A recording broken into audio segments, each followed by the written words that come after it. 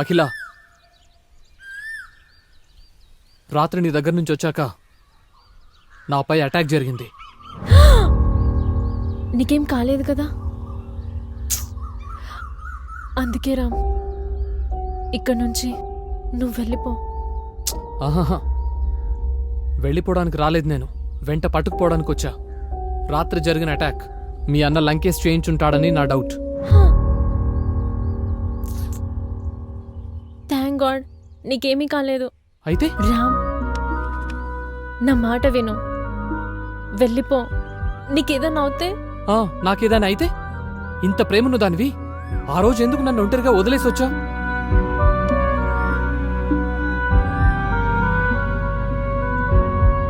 రామ్, ఆ రోజు ఇంకో కొద్ది క్షణాల్లో నా మనసులోని మాట నీకు చెప్పాలనుకున్నా, కానీ ఇంతలోనే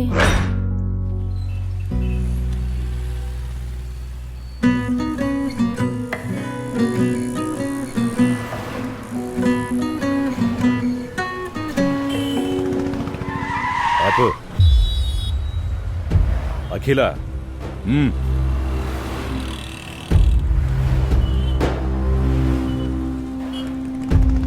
నేను నీతో తిరిగే విషయం మా నాన్నకు తెలిసి ఊరికి తీసుకెళ్ళాను. చూడమ్మా అఖిల, మన రామాపురం కట్టుబాట్లే వేరు. అసలు ఈ కట్టుబాట్లు పెట్టిందే మనం. మనం పెట్టిన కట్టుబాట్లు మనమే పాటించకపోతే మనకి గౌరవంగా ఉండదమ్మా. చూడు తల్లి, నువ్వంటే నాకు ప్రాణం. నీకోసం 100 కొరడా దెబ్బలు తినడానికైనా నేను సిద్ధం. కానీ మన ఊరి నందినికి జరిగిన అన్యాయమే నీకు జరిగితే నేను తట్టుకోలేను తల్లి. ఈ ఊర్లో తప్పులు చేసిన వాళ్ళని శిక్షించే కుటుంబం మనది. నిర్ణయం నీదే అయినా అనుభవించాల్సింది మాత్రం అందరం.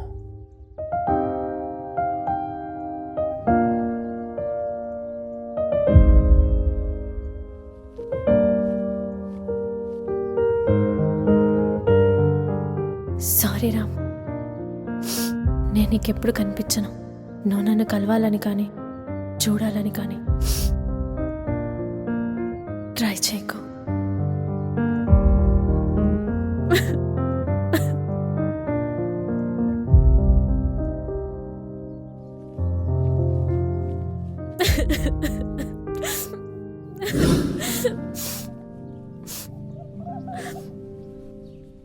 ఆ రోజు నువ్వు పంపిన మెసేజ్ చూసి ఏం చేయాలో తెలియక, ఎందుకు ఇలా జరిగిందో అర్థం కాక బార్లోనే ఎక్కువ గడిపాను. రామ్, ఏంటి బాధపడుతున్నావా? ఏడుస్తున్నావా? కాదు, వెనకాల ఎవరో వస్తున్నారు. వస్తే ఏంటి, గుడన్నాక వస్తారు. వస్తారులే. దాంతో పాటు మీ ఊళ్ళో కట్టుబాటు ఏడి చచ్చిందిగా, నా ప్రాణం తీయడానికి. కట్టుబాట్లా? నీ నవ్వు కూడా తలెత్తి చూడలేని పరిస్థితే నాది. ఇంతకు నవ్వెందుకు? ఇది మా ఊరు కాదుగా. ఏంటి, ఇది మీ ఊరు కాదా? అంటే ఇక్కడ ఏమైనా చేయొచ్చు అన్నమాట. ఏమైనా చేయొచ్చు, ఇది మా పంచాయతీ కాదుగా. ఇంతకీ ఏం చేస్తావేంటి? ఏం చేయాలో ట్రై చేస్తున్నాను కదా. ఇప్పుడంట నేనంట ఇలా దగ్గరకొచ్చి నిన్ను దగ్గరికి తీసుకొని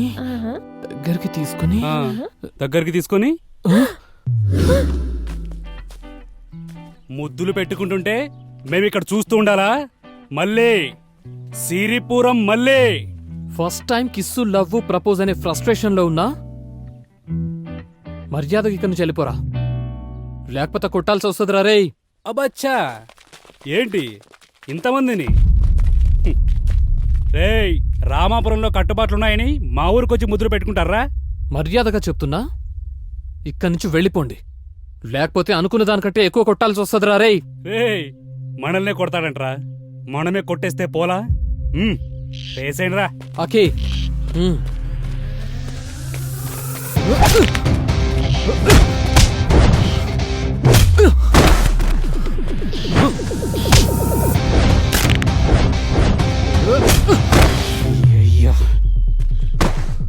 సంపత్, రేయ్ నువ్వెళ్ళరా.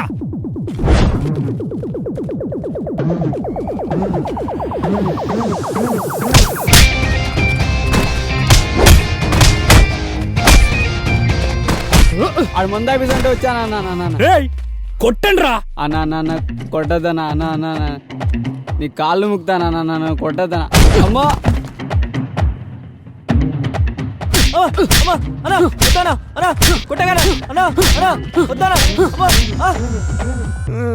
ఏం చెప్పావురా నువ్వు? మాచిపల్లి కొండ మీద మందు కొట్టిస్తా అని చెప్పావు, నువ్వు వాడితో కొట్టిస్తావా? నువ్వు వెళ్ళిపోతావో?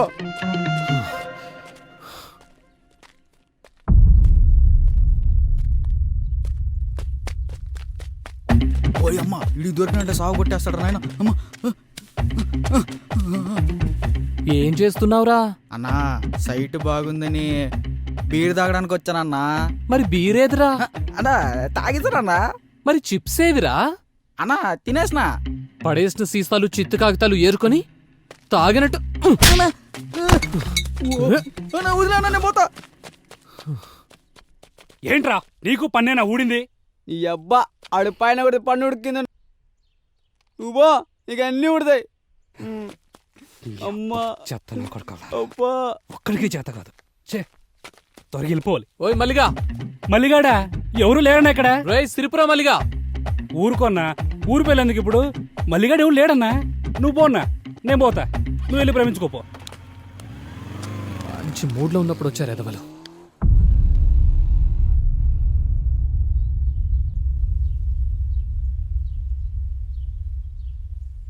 అఖిల,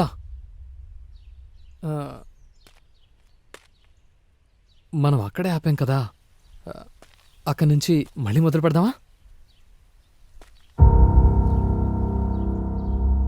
అఖిల, అఖిల ఏంటి?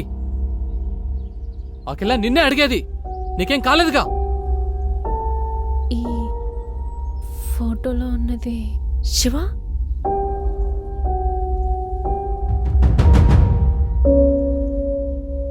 అవును, శివనే.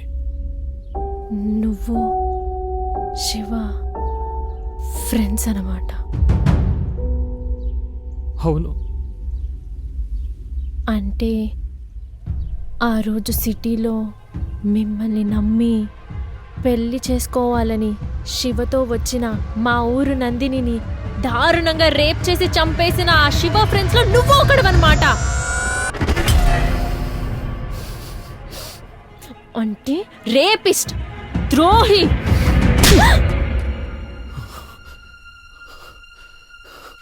ఎవరే ద్రోహి? ఎవరే రేపిస్ట్? అసలు శివానందిని చంపిందే మీరు. మీరు మీరు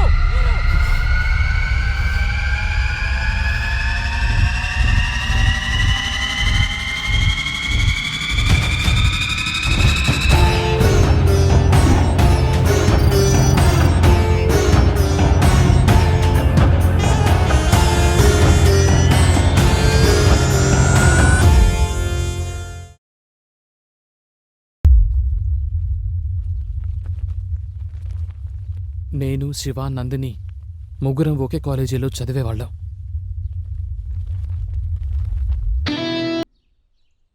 ఎవరొచ్చారో చూడు. నాన్న బాగున్నావమ్మా? బాగున్నా నాన్న. నీకోసం మీ అత్తయ్య నువ్వులుండలు నిప్పట్లు పంపించిందమ్మా. ఎందుకు నాన్న ఇవన్నీ? తీసుకోమ్మా, మీ అత్త ప్రేమతో పంపించిందమ్మా. హ్మ్.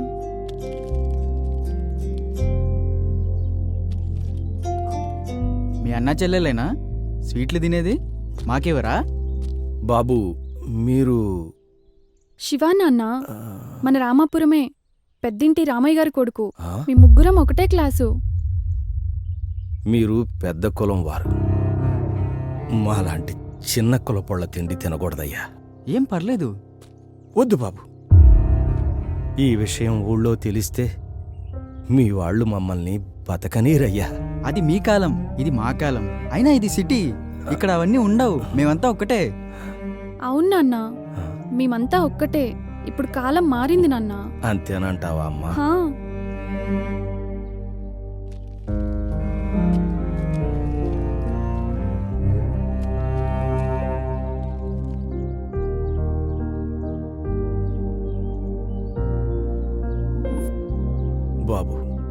తల్లి లేని పిల్ల.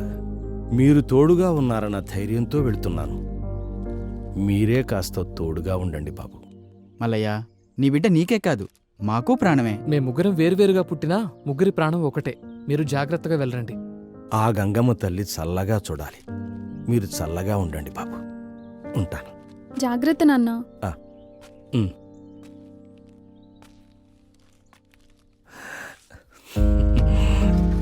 బాయ్ నాన్న. ఆ, ఆ. సార్ రమ్మన్నారంట. అవును, రండి.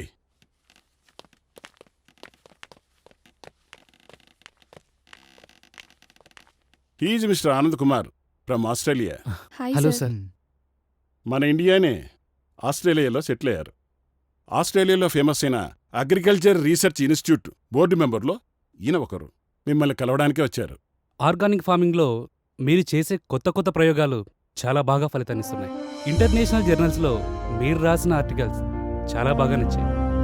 ఇంత చిన్న వయసులోనే అంత గొప్ప రీసెర్చ్ చేశారంటే ఫ్యూచర్లో ఇంకెన్నో వండర్స్ సృష్టిస్తారు. Thank you sir. Thank you sir. ఆ అద్భుతాలు మా రీసెర్చ్ ఇన్స్టిట్యూట్ ద్వారా చేస్తారని ఆశిస్తున్నాను. మీరు మా ఇన్స్టిట్యూట్ ద్వారా రీసెర్చ్ చేయండి. మీకు అన్ని ఫెసిలిటీస్తో పాటు 72 lakhs per annum for each one. Thank you sir. Okay, all the best young boys.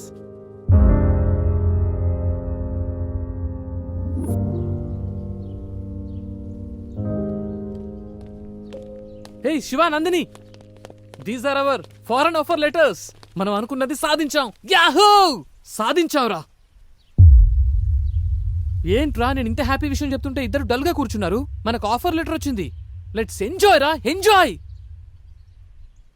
Ram,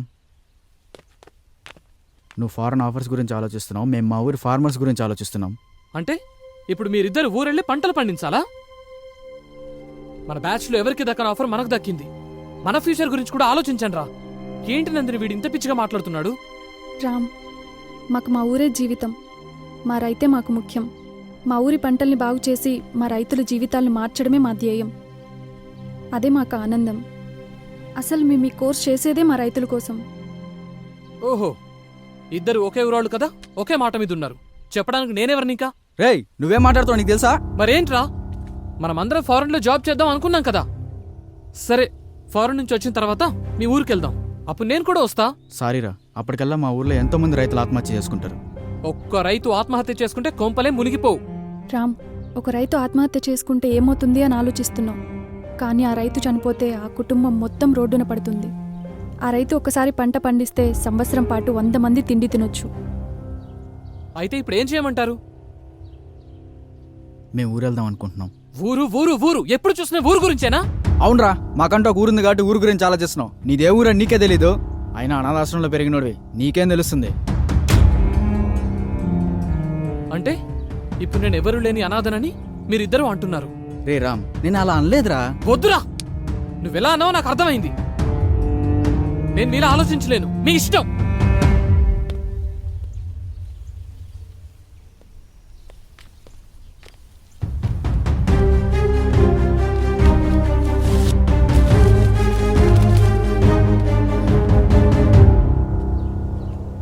ఈ మధ్యలో నీ పరిచయం జరగటం, తర్వాత నువ్వు నన్ను వదిలేసి రావటం, ఆ బాధలో తాగుతూ రోడ్డు మీద తిరిగేవాణ్ణి.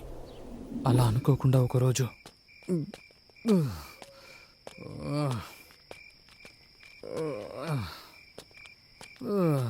బేబీ, నువ్వే చెప్పు. సృజన, తిన్నావారా? చెప్పాలి. అది నువ్వే. తినింది లేదు, వీడు పెట్టింది లేదు. ఏమైందిరా? అసలు నీ ప్రాబ్లం ఏంటి చెప్పు. నన్ను వదిలేస్తున్నావారా? వారిని లోకంలో ఎవడు ఖాళీగా లేడేంట్రా. అనుకోకుండా నాకు మల్లయ్య కనిపించాడు. మీరు? నేనే బాబు, నేనే మల్లయ్యని. ఆ దురదృష్టవంతురాలు నందిని తండ్రిని బాబు. మల్లయ్య, ఏమైంది? ఏమైంది మల్లయ్య? ఎందుకు ఏడుస్తున్నావు? నందినికి ఏమైంది? శివయ్య ఎలా ఉన్నాడు? ఇంకెక్కడ నందిని, ఇంకెక్కడ శివ? ఒకరిని విడిచి ఒకళ్ళు ఉండలేక ఇద్దరు వెళ్ళిపోయారు బాబు. ఇద్దరిని చంపేశారు బాబు. ఆ? ఏం మాట్లాడుతున్నావు మల్లయ్య? అవును బాబు. మన ఊరు రైతులకు ఎంత మేలు చేస్తున్నారమ్మా. పాత పద్ధతులని సులకనగా చూశాం, కానీ అదే పాత పద్ధతులతో ఎక్కువ దిగుబడి వచ్చేలా చేశారు. మీ చదువుకు ఈ సేంద్రియ వ్యవసాయ పద్ధతులను జోడించి ఊరి పంటల్లో చాలా మార్పులు చేశారు. నాలాగే అందరూ పాటిస్తే రైతు కష్టాలే ఉండవు. అవునరా శివ, ఈ సేంద్రియ వ్యవసాయ పద్ధతులతో రైతులకు చాలా మేలు చేస్తున్నారు. ఈ ఊరినే మార్చేస్తున్నారు.